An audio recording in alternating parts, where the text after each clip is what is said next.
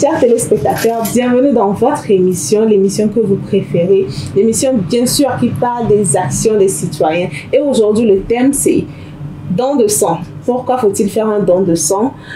Comment faut-il faire un don de sang? Pourquoi en tant que jeune, en tant que citoyen, nous devons faire cet acte noble? Mais revenons juste après ceci.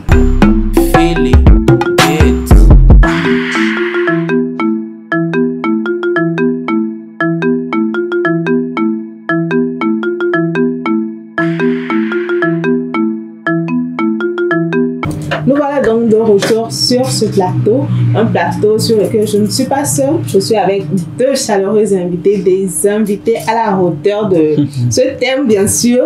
À ma gauche, nous avons monsieur Robin Quenon, qui est environnementaliste, je me trompe? Non, c'est ça, c'est tout à fait ça. Et à ma droite, nous avons monsieur Armel. Bonsoir à vous chers invités. Bonsoir. Bonsoir, bonsoir. Monsieur Armel, vous avez fait la médecine, n'est-ce pas? Oui, madame. Donc aujourd'hui, vous allez nous étayer tous les contours de ce que c'est que le don de sang, n'est-ce pas? D'accord. Alors, d'entrée de jeu, qu'est-ce que pour vous le don de sang? On entend souvent parler, il y a des femmes même qui ne savent même pas ce que c'est. Alors, qu'est-ce que vous pouvez dire à quelqu'un, un citoyen lambda qui ne sait pas ce que c'est un don de sang?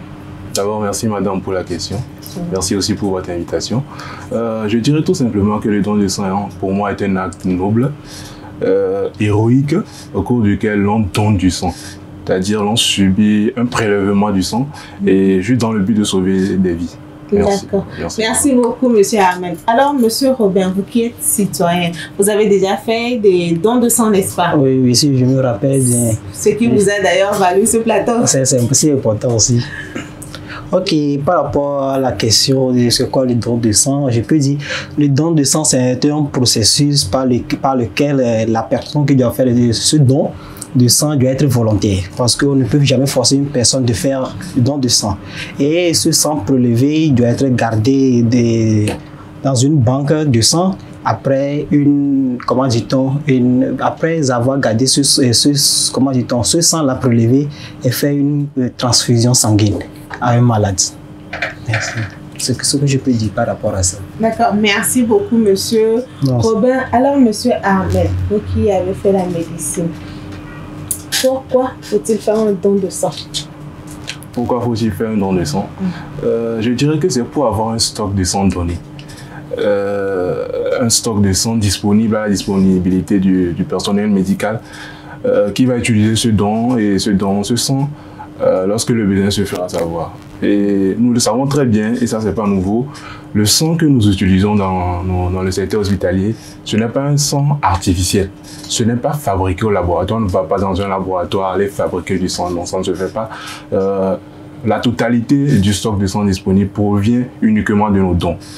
Et il y a un truc aussi que je dois ajouter, c'est que quand nous faisons un don de sang, nous prenons une poche de sang, les éléments recherchés sont les suivants. Nous avons les globules rouges, et les plaquettes sanguines et le plasma.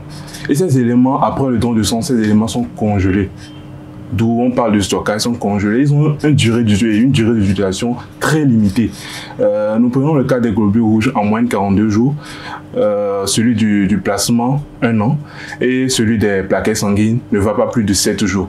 C'est-à-dire que si je fais mon don de sang aujourd'hui et l'élément recherché sont les plaquettes sanguines, après 7 jours, mon don de sang n'est plus valable, n'est plus utilisable. Et c'est pour cela, il y a souvent, toujours, on lance les appels au don de sang. J'espère que j'ai apporté des éléments de réponse à votre question. Merci beaucoup, monsieur Armel.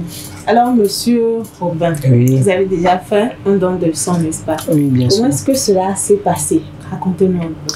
Ok, merci beaucoup encore pour la parole. Si je peux dire comment j'ai pu faire mon don de sang à l'époque, j'ai commencé lorsque j'étais sur le campus. Parce que à l'époque, là, on était motivés, si vous m'excusez, et que quand vous allez, on va vous donner le pain, sardines, tout ça là. Donc, d'accord, donc c'est ce qui vous motivait à l'époque. Donc on était là, les amis étaient venus avec le pain, toi-même tu as déjà vu la preuve. Donc comment faire? Donc ça nous a motivés aussi. Parce que, en fait, entre nous, arrivé un moment, on sommes déjà commencé par nous conscientiser. Parce que si tu n'as jamais mis ton pied au CHR Lomé ici, tu vas savoir que si c'était toi, Parce que moi-même, j'avais vu, il y a des personnes à côté de moi avec de la cerne dans la main, il y a tous chercher du sang. Je me suis posé la question, pourquoi on dit qu'il y a insuffisance de sang? Imaginez que dans cette famille, tout le monde donnait du sang chaque mois. Chaque mois dans cette famille donnait du sang. Le jour-là, s'il venait pour chercher du sang, on ne devait pas avoir manque du sang. Donc, je trouve que tout ça là, on a beau réfléchir entre nous les jeunes, on s'était auto-motivé, on a dit, bon les amis, il faut que nous soutenons cette action-là pour que chacun donne des sangs pour sauver des vies. Au prime abord, c'est de sauver des vies. Au cas où des personnes, au cas des problèmes de cancer, d'anémie, tout ça là, il faut que nous, on doit s'auto-engager pour donner du sang. De même façon qu'aujourd'hui, nous faisons quoi, l'auto free foods aujourd'hui. C'est comme ça, on doit commencer par faire auto free bloods. Donc, c'est un peu ça. Merci beaucoup à vous, Monsieur Robin. Alors, tout de suite, vous avez parlé de cancer, d'anémie et tout. J'aimerais savoir, qui peut recevoir du sang? Ok, merci pour la question, qui peut recevoir du sang. Et je vais aller tout droit au but. Toute personne, imaginez si un monsieur, vous sortez tout droit ici et sur la route ici, je ne le souhaite même pas, que vous avez eu un accident et vous avez un manque du sang. Immédiatement, vous méritez d'avoir du sang. D'accord. Quand vous parlez de vous, c'est d'un citoyen lambda, pas de moi. Non, je parle en général, donc c'est un peu ça. Donc c'est tout le monde a besoin, parce que nous sommes des humains. On ne doit passer pas de l'eau au cas où nous sommes tombés malades. Non. C'est pour sauver des vies. Tout le monde a besoin de sang. Donc, c'est pour ça que tout le monde aussi doit essayer aussi de donner du sang.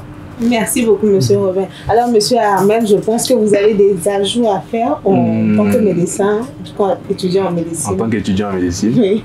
Étudiant en médecin. Non, merci. Amen. On l'espère. Par la grâce de Dieu. Et autant pour moi, par rapport à ce que mon frère vient de dire, ce sont les blessés, les accidentés. Tu fais un accident tout de suite. Sûrement, certainement, tu vas perdre du sang. Et il faut rapidement transfuser pour ne pas perdre ta vie. Il y a aussi les femmes enceintes. Juste après l'accouchement, on peut avoir des complications. Donc, il faut rapidement transfuser. Et des personnes souffrant des maladies telles que la drépanocytose. Les drépanocytaires ont besoin de sang, régulièrement de sang. Tu peux avoir des affections, des pathologies sévères telles que l'anémie par exemple. Tu as besoin de transfusion du sang. Et aussi lors des opérations, voilà, des opérations chirurgicales, certainement on va perdre du sang et il faut rapidement les transfuser. Merci beaucoup, Monsieur Armel. Nous allons prendre une petite pause.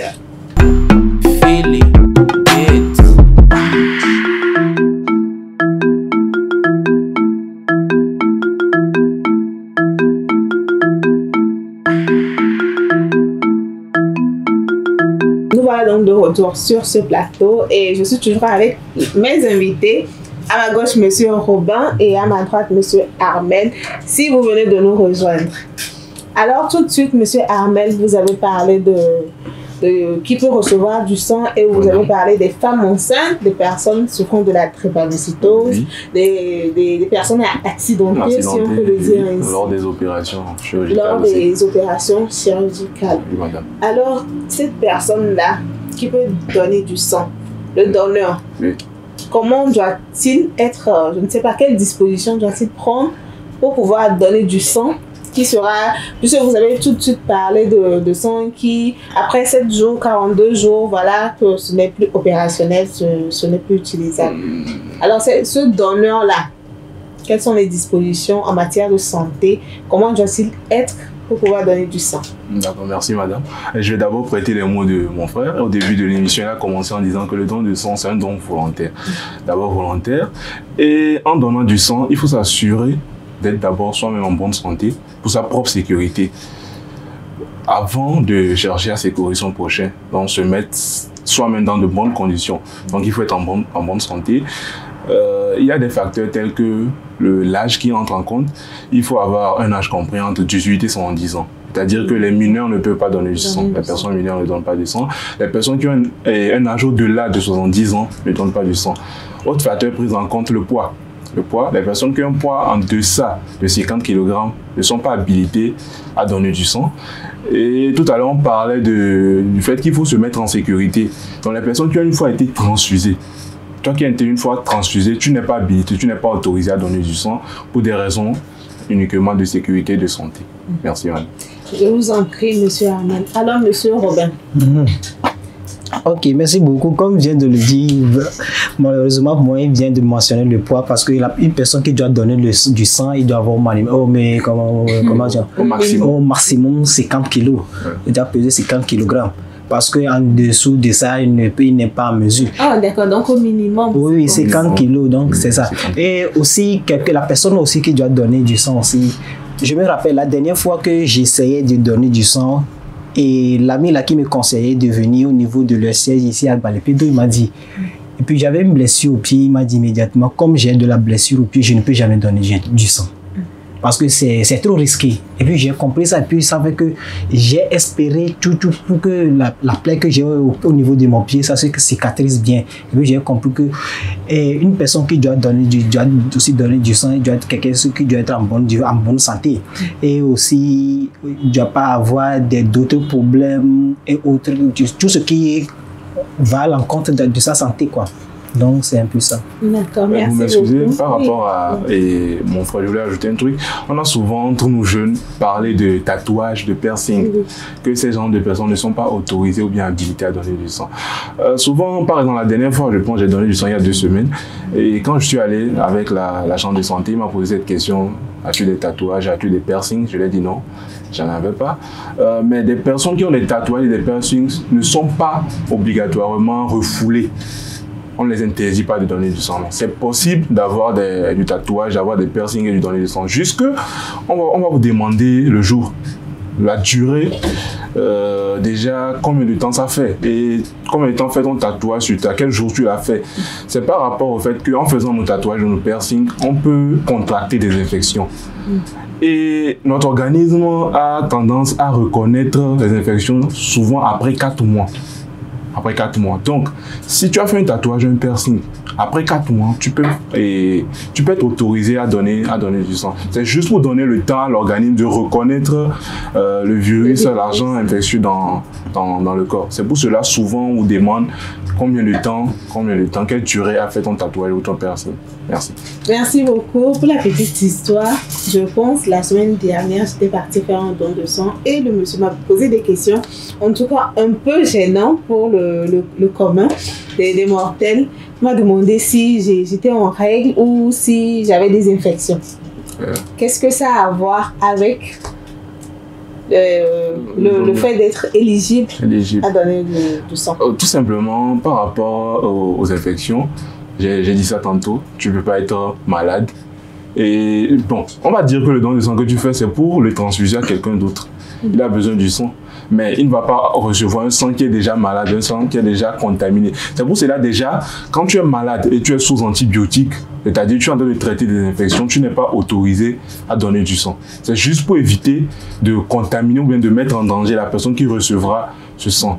Par rapport aux femmes, on sait que la masse sanguine des femmes sont à peu près, on va dire, inférieure à celui des hommes.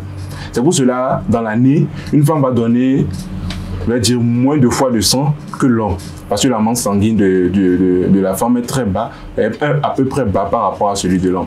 Et nous savons tous que les femmes ont des périodes de règles où ils perdent du sang. Donc, tu ne peux pas être en période de règles en train de perdre du sang et encore partir donner du sang.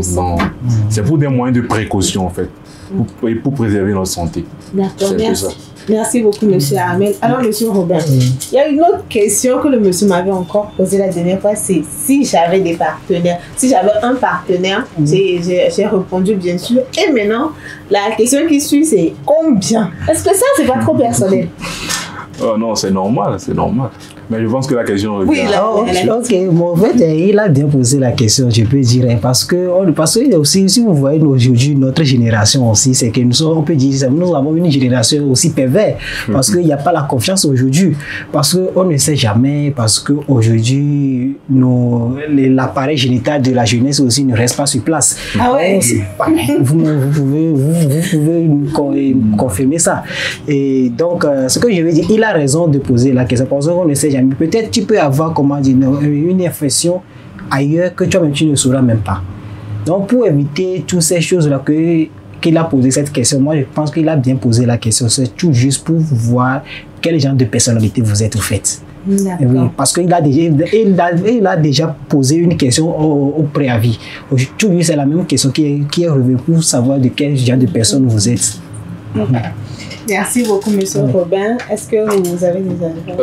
Par rapport à ça, je dirais que la question de savoir si on a une multiplicité de partenaires sexuels, c'est juste dans l'optique de prévenir les infections. C'est tout, parce que la plupart de nos infections que nous contractons aujourd'hui, nous la jeunesse, c'est par la voie des actes sexuels et que nous pratiquons, je vais dire, dans la plupart du temps, surtout dans les périodes de fraîcheur aussi. Vous m'excusez beaucoup, mais de toute façon, c'est en tant que jeune que dans cette période, on est souvent tenté d'aller voir des partenaires sexuels et c'est vraiment important. Supposons que tu as 2-3 partenaires sexuels comparé à une personne qui a jusqu'à 10 partenaires sexuels. La personne qui a 3 moins de chances de contracter des infections que celui qui a 10 partenaires sexuels. C'est pour cela, c'est dans cette optique que ce genre de questions un peu personnelles, pervers à mon goût, mais elles sont posées, c'est important. C'est juste. Et puis, il faut savoir aussi que lors de quand on fait le prélèvement de sang, on fait des tests. Et parmi ces tests, il y a le test du VIH-Sida. Donc, c'est dans toute cette optique que ces questions sont posées. Merci beaucoup, monsieur. Mais si vous permettez, je voulais ajouter quelque chose par rapport à la personne qui peut donner du sang.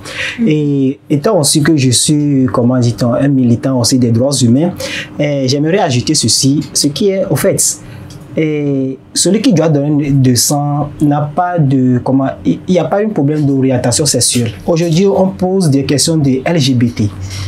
Aujourd'hui, dans les centres, on ne peut pas dire que lui là, elle est gay ou bien cette personne, elle est lesbienne ou bien lui il est gay, qu'il ne peut jamais donner du sang. Non, c'est archi faux.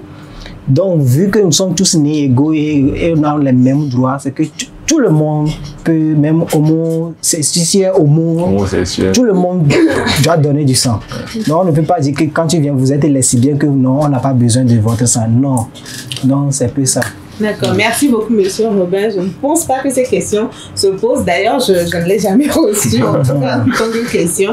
Et donc, nous devons retenir qu'une personne qui peut faire un don de sang doit avoir entre 18 et 70 ans. Oui, c'est ça.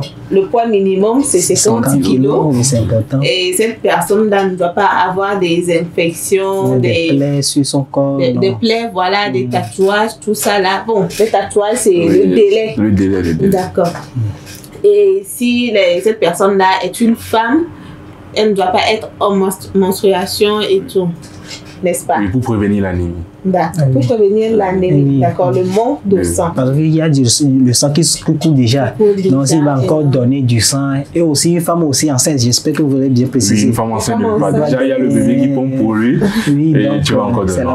La femme enceinte aura besoin de transfusion, c'est pas elle qui va donner, quoi. D'accord. Alors, monsieur Robin, vous allez nous raconter une petite histoire de comment s'est passé votre, je ne sais pas, le premier ou le dernier, en tout cas, ou le milieu, comment ça s'est passé quand vous avez fait votre don de sang.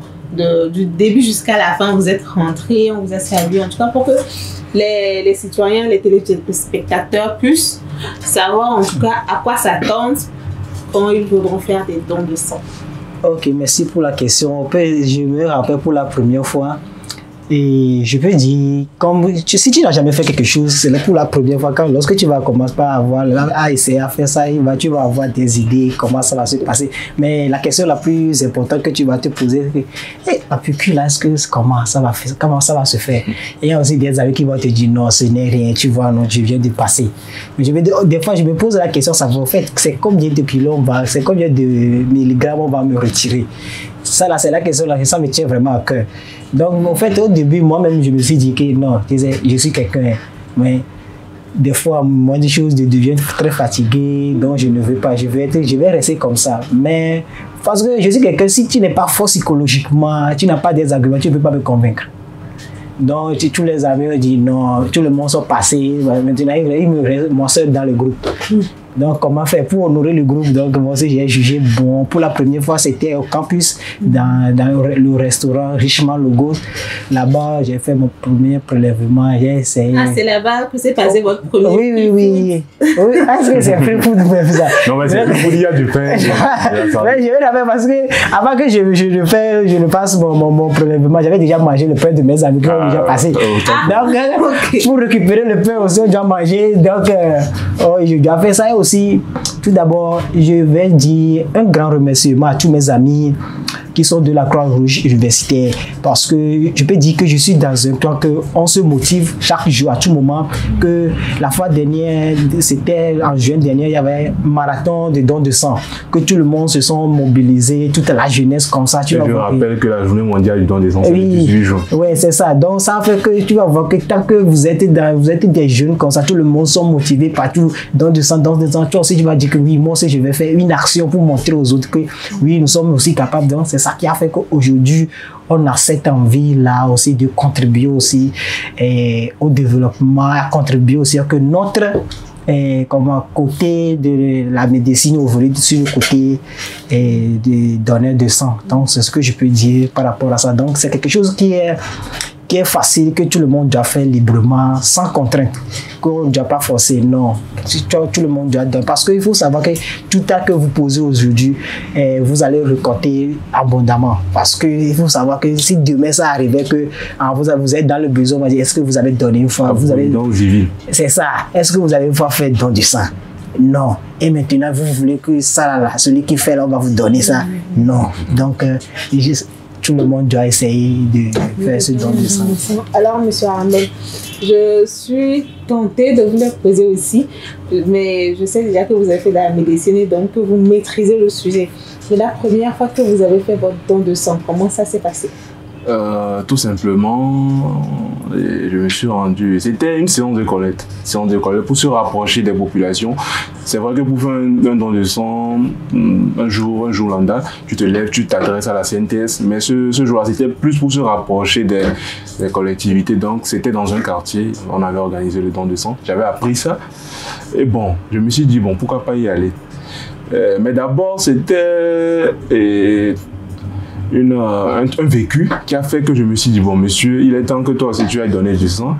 Et pour la petite histoire, j'étais une fois à la garde avec un infirmier au CHU que je salue, monsieur Didier que je salue, et j'étais à la garde avec monsieur Didier, j'étais à la garde avec lui, et il y a un autre infirmier de la pédiatrie qui s'est mis à courir dans le couloir et qui dit mais qu'on a besoin de sang. Je pense que c'était A+, qu'il y a un enfant, une jeune fille de 7 ans, je pense, qui avait vraiment besoin de sang. Bon, moi j'avais sommeil, tout ça, donc après je suis rentré pour me reposer un peu. Et le lendemain, je me suis dirigé vers cet infirmier, je me suis demandé bon, comment ils ont géré le cas. Ils me faisaient savoir qu'ils sont partis à la CNTS, ils n'ont pas trouvé de sang, que la jeune fille est décédée le matin. C'est déplorable. J'ai vu des décès au CHU, mais pour la jeune fille là, franchement, comment moi ce que j'ai fait pour prendre ma moto depuis le CHU jusqu'à rentrer, ça m'a vraiment touché. Et je me suis dit, bon monsieur, dès que tu entends parler des dons de sang là, il faut aller. On sait que ce n'est pas tous les jours que tu vas donner, mais quand tu as l'occasion de donner, va donner. C'est ce qui a fait que je suis parti ce jour-là et arrivé, il y a un personnel de santé qui m'a accueilli. Toutes les questions de routine, nom, prénom, contact, quartier, partenaire sexuel, orientation sexuelle. Si tu as une fois été transfusé, tout ça, j'ai répondu à ces questions. Puis, il faut prendre les constantes. Il m'a pris les constantes, telles que le poids, la tension pour évaluer mon état de santé. Puis, je me suis rendu pour faire le don de sang. C'est juste une piqûre sur ce bras. Ça ne fait pas du tout mal. Ceux qui ont peur de piqûre, ça ne fait pas mal. Moi, j'ai peur de piqûre, mais ça ne m'a pas fait mal le jour. Donc, c'est un peu ça. Et banalement, 8 minutes. C'était l'apport de sang. Et ceux qui disent que et on y lave, c'est faux. Hein? Puisqu'on a environ 5 à 6 litres de sang dans notre corps. C'est à peu près 450 millilitres. Quand c'est trop, peut-être 700. Mais en moins, c'est 450 millilitres en prend. Donc, ce n'est pratiquement rien par rapport au stock de sang que nous avons dans notre organisme. Donc, c'est pas vraiment beaucoup et on a fait le don de sang. Après, bon, c'est vrai qu'on pense déjà à la collation qui nous attend. À la fin, déjà, pendant que je faisais le don, je pensais déjà à la free food qui est... Maintenant, c'est devenu free blood. Free blood, yeah, c'est ça. Et on est passé là-bas, je pense que c'était sucrerie, canette chape.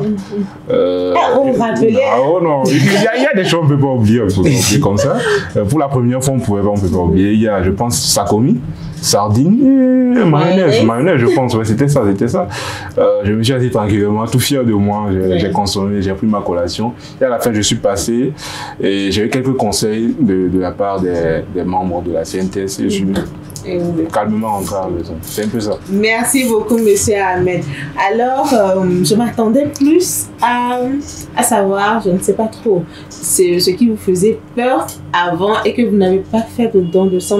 Puisque vous ne l'avez pas dit, je vous pose la question. Alors, qu'est-ce que vous pensez qui fait peur à la population, qui fait que voilà, les gens ne veulent pas faire des dons de sang? Des fois, on entend dire que non, on va donner des sangs, on ne sait pas ce qu'ils vont faire avec, des trucs comme ça. Qu'est-ce que vous pensez qui freine en tout cas la population à faire un don de sang? Ok, si vous le permettez, en fait, je peux dire sur ce point, en fait, il y a aussi une autre éducation qui joue. Imagine, tu reviens à la maison, tu as une malaise, tu reviens au soir à la maison, tu as une malaise. Et puis on te demande c'est quoi le problème. Tu dis que quand tu étais parti au camp, tu as donné du sang. Imagine maintenant ta maman même qui apprend ça. Et souvent les mamans sont réticentes au don. Tu viens de donner du sang et puis tu es faible. Alors là, dans la tête immédiatement, et c'est que non quoi. Parce que tu vas tomber malade et puis maintenant on dit que c'est le sang qui manque. Où on va aller trouver? Où te remettre? Donc toutes ces choses-là jouent un rôle psychologique sur nous-mêmes. Imaginez, parce que si à la base même, nos papas ou bien nos mamans nous conduisaient à l'hôpital, ils nous faisaient ce genre de truc, bien à la maison, ils nous disaient, il faut arriver un moment, il faut aller faire. Est-ce que tu as pris ton carnet de don de sang? Va faire don de sang. C'est devenu une éducation pour nous. Ensuite, on va parler, nous-mêmes, on va devenir porte-flambeau des donneurs de sang.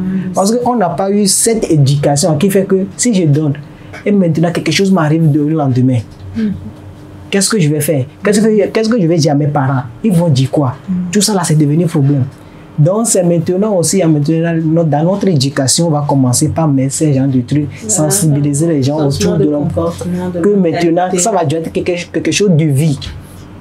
Donc c'est ça, c'est ce que je peux dire. Parce que c'est notre éducation, que la pression que tu vas sentir. Si je donne, quelque chose m'arrivait. C'est la question même. Quelque chose m'arrivait tout de suite. Je vais faire comment? Et puis on donne des têtes que c'est manque de sang. Alors que c'est moi qui viens de donner du sang. Alors que ta maman va commencer par dire, depuis que tu es né là, tu es toujours maladif. Et c'est toi qui vas donner du sang. Tu vois, il y a tous ces conjoints. C'est le bon samaritain. Est-ce que la dernière fois que moi j'ai fait un don de sang, quand je suis rentrée, toute la semaine, j'ai été boudée. C'est normal. Est-ce que c'est toi qui es Jésus pour donner du sang? C'est ça. Tu es Jésus. Tu es Jésus. Tu es Jésus pour donner du sang. C'est ça. Tu te prends pour le Messie. C'est ça. C'est la maison qui fait peur. Alors pour vous, monsieur Ahmed, qu'est-ce qui, selon vous, font que voilà, les gens ne veulent pas donner du sang? Bon, d'abord, il y a des croyances religieuses. Je ne vais pas citer le nom, je ne vais pas m'attirer des fous de certaines obédiences religieuses, mais il y a tous nous savons qu'il y a des croyances religieuses qui font que, ce qui interdit d'abord le don de sang et la manipulation des églises sur l'être humain. Je dirais pour ces personnes que cette fille-là, qui est décédée ce jour-là au campus, ce n'est pas la religion. La religion ne l'a pas sauvée ce jour-là. Ni le pasteur qui interdit le don de sang. Vous m'excusez, mais c'est pas ça qui... Ça n'a rien fait, quoi. Le jour-là, ça n'a pas apporté aucune aide. C'est parti, juste parce qu'il n'y avait pas de proche, on n'a pas trouvé de proche. Donc pour les côtés religieux, c'est un peu ça. Maintenant, pour ceux qui étaient réticents, moi je prends mon cas. J'étais réticent parce que je me dis, bon, c'est vrai, je vais les regarder, ils vont me prélever. ils vont partir, mais je ne les suis pas quand ils partent. Quand ils mettent ça dans leur voiture, là, qu'est-ce qui me prouve que c'est pas dans des bidons, mais dans des sacs qu'ils vont mettre mon sang? Non, moi, je ne peux pas donner du sang. Oh, je me querellais gravement avec mes camarades pour ça. Mais je les insultais même. Que vous, là, vous allez en enfer même. Bon, je ne vais pas aborder ce sujet, mais juste pour dire que c'est par message, je suis infirmier au CHU. J'ai moi-même eu à transfuser plusieurs fois du sang aux patients qui en avaient besoin. Et j'ai vu vraiment que j'ai vu des gens tenir leur glacier partir. Ils reviennent, ils cognent à la porte, ils disent quoi. Et on dit ah, il faut encore retourner après. Ils vont après. Bon, quand ils reviennent avec la glacière, vous ne pouvez pas sentir la joie que l'accompagnant a. Quand il prend la glacière et puis la main, il vous dit bon. Et yalo. Vous ne pouvez pas imaginer cette joie, quoi. C'est vraiment quelque chose. Et c'est là que j'ai vraiment vu que ce qu'on donne là, vraiment, ça part quelque part, quoi. Ça part quelque part. Avant de commencer par donner du sang, je me suis prêtée à l'exercice. Une fois, je suis partie au CNTS à Dumas-CC et c'était un samedi. Le jour-là, j'ai eu la chair de poule. Il y avait toute une queue de personnes qui voulaient du sang. Et elles étaient là. Ça m'a donné la chair de poule. Des dames de grands monsieur, d'autres sont venus en voiture, tout ça là. Bah, l'argent, ça n'achète pas la vie, ça n'achète pas le sang, apparemment. La vie ne regarde pas l'argent. Depuis ce jour, je me suis dit, bah, quoi qu'il en soit, je donnerai du sang. Alors, monsieur Robin, monsieur Ahmed, qu'est-ce que vous pensez, ou bien comment vous pensez qu'on peut organiser, je ne sais pas, une collecte de dons de sang dans la communauté, peut-être dans votre communauté ou dans la vôtre? Je vous donne la parole en premier. Ok, au fait, j'aimerais qu'il commence avant que moi je ne clôture parce que il pourrait avoir d'autres. Vous avez une réputation d'activiste. Oui, non, je vais commencer. Au fait, ce que je veux dire, en venant même, j'avais déjà cette question même dans la tête. Je me disais, aujourd'hui, nous organisons des piscines parties, party, free food. VI party surtout. VI party, il y a même du mani party. Imaginez tous ces groupes-là que nous faisons. Et il y a maintenant un cerveau parmi tous ces groupes qui dit maintenant, après avoir mangé, on a déjà du sang. Le clan là que nous avons, allons en groupe comme ça, allons donner du sang. Comme party fait, free food party fait, piscine party fait. Chacun a un tour de rôle. Imaginez est-ce qu'on va avoir un manque du sang? Non. C'est que donner du sang, ça doit être quelque chose aussi qu'on doit prendre comme un engagement. Et imaginez aujourd'hui que si on met un système numérique sur place, que chaque famille, en ce moment, on va dire, ok, la famille là, vous êtes une commande, tout ce que vous allez faire, c'est numériser. La famille vient donner du sang. Au cas où vous aurez besoin du sang, en cas de question, on va voir dans les bases de données que la famille là, il donne du sang. Immédiatement, si on va dire maintenant, on va favoriser les familles qui donnent du sang. Peu importe les situations, quand vous venez... Vous m'excusez, je vais vous couper un peu. Je sais que quand tu fais au moins 3 dons de sang, tu as à peu près la carte de donneur de sang. Oui. Donc, si toi, comme ça, tu auras un jour besoin de sang, ne le souhaite pas, mais on va remuer le terre pour trouver du sang pour vous, parce que c'est vraiment important. Et même à la première fois où vous donnez du sang, il y a une petite étiquette qu'on colle derrière votre carte d'identité pour faire savoir le jour où vous avez besoin, que votre famille a besoin, que voilà, vous avez une fois fait cet acte assez... Oui, je l'ai revu, je sais que c'est déjà là. Mais maintenant, il faut qu'il y ait une identification dans les bases de données. La famille là, ils sont des donneurs de sang. Quand vous venez immédiatement, ça se fait figurer dans les bases de données. Peu importe ce qui va se passer, on doit favoriser les autres. En ce moment, ça va donner quoi? De la concurrence maintenant. Tout le monde va dire, ah, si c'est comme ça, moi aussi, je dois donner. Moi aussi, parce que tout le monde sait, on ne sait pas. En ce moment, on va créer comment dit-on là, prêtez-moi le mot. Oui, pas seulement de l'influence, de la concurrence. Oui, de la concurrence, de donner des sangs partout. On va avoir des trucs de mobile là. De mobile, d'accord. Des cabines mobiles pour faciliter de la population. Dans les pays développés comme la France, c'est ce qui se fait. En ce moment, vous allez voir que toutes ces choses là, ça va prendre une ampleur que chaque famille à ce moment va dire que ok, il y a manque de sang parce que vous ne le donnez pas. Donc comment faire pour avoir du sang? Donc chacun doit s'engager. Parce que l'une n'est pas aux accidents, ou quoi aujourd'hui. Donc, faites votre part et aussi l'État aussi va faire sa part.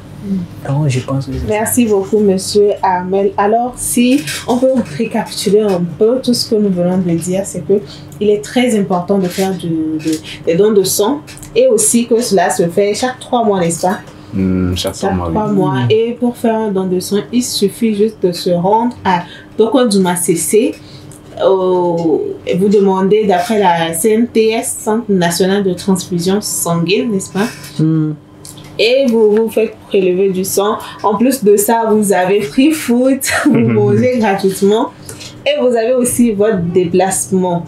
En tout cas, le minimum pour vous déplacer. Ça ne doit pas être une source d'inspiration, de motivation en fait. En tout cas, c'est une information qu'on partage. Oui, mais supposons le jour là, mais j'avais quitté chez moi depuis quelque part au fin fond pour venir dans. C'était pas dans mon quartier, on avait organisé ça. Donc, bon, je n'allais pas dans le but. Moi, je savais même pas que j'aurais cette somme significative. Mais déjà, quand j'ai pris ça, je me suis dit, bon, au moins j'ai eu mon déplacement. Dieu merci. J'ai mis ça dans la poche, je suis parti. Donc, c'est un peu ça. Alors, c'est que le déplacement ou la nourriture ne vous fasse pas, ne soit pas votre motivation, parce que voilà, il faut faire des dons de sang périodiquement à des périodes très fixées, 3 mois, chaque 3 mois. Et pour les femmes, non, pour les femmes, il faut juste régulariser ça. Une femme ne peut pas souffrir, ne peut avoir des affections et aller donner du sang. Tu ne peux pas, en période de règles, aller donner du sang. Ne pas te sentir bien sous traitement antibiotique et partir donner du sang. Ce qui est sûr, on préconise, si un homme doit par exemple donner 4 à 5 fois du sang dans l'année, la femme doit faire moins. 3 fois, 2 fois dans l'année.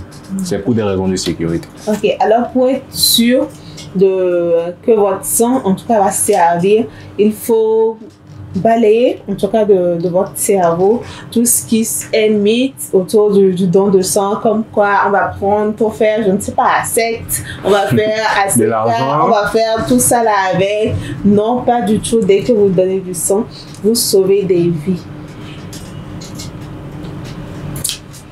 Bien. Maintenant, monsieur Armel, nous allons commencer par vous. Vous allez regarder la caméra juste en face de vous. Oui. Et maintenant, vous allez vous exprimer en langue locale. Quand je dis locale, c'est votre langue maternelle. Hein? Vous me tuez là. La langue que vous comprenez le mieux, à part le français, l'anglais, bien sûr. À part le français, l'anglais. Et vous passez un message à la population pour une exhortation à faire un don de sang. Je vais plutôt aller en Évé. Évé, la langue peut-être la plus parlée au Togo. Oui, voilà. Mais vous savez, vous pouvez aller dans votre langue maternelle. Je préfère aller d'abord en Évé. D'accord. J'irai en Évé en disant que, bon, Dogbenami, il est dit, il y a qu'on dit, il y a CNTS qui est les Douma CC. Il faut nous mettre en haut. Il y a des sortes Rona, il y a son, il y a Bézio, il y a Fofo, que les Kondia, que il nos deux Honao, il y a des poids de. Donc, il est dit, il faut nous mettre en haut. Il est des coucous, il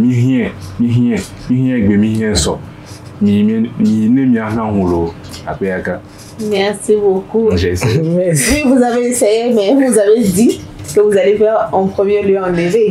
On attend la deuxième partie. Non, je laisse ça. Après le frère. Bon, d'accord.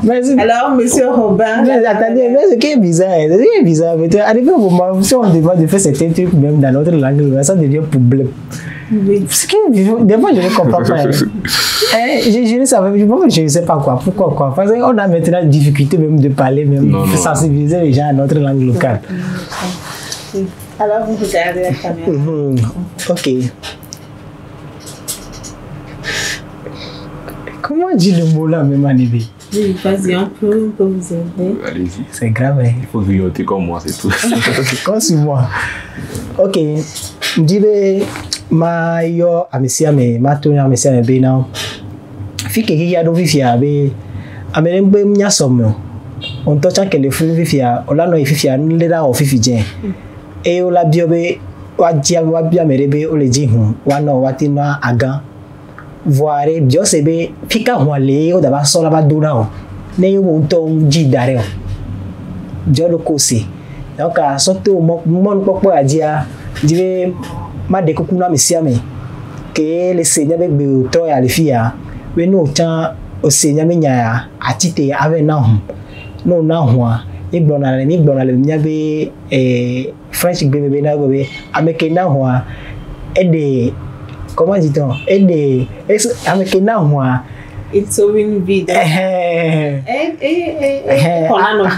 Avec un an, et on a vient de tout le coup.